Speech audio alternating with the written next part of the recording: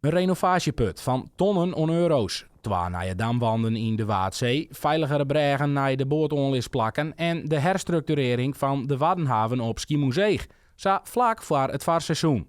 We hadden eerst gedacht van weet je wat we doen? We doen het in het najaar.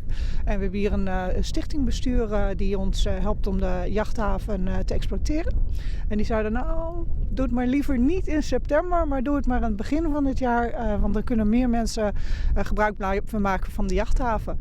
Een bewuste kar dus om een stukje van het begin van het seizoen aan te snobben. Ja, er starten maar de werkzaamheden wie net mogelijk om het stormseizoen te spelen. De renovatieput wie eerst minder grut, maar er kwam een net zo'n leuke verrassing uit de hege hoed. Voordat we hier aan de slag gingen aan het eind van vorig jaar, hebben we hier een hele grootscheepse controle gehouden om goed te kijken wat er allemaal aan de hand was.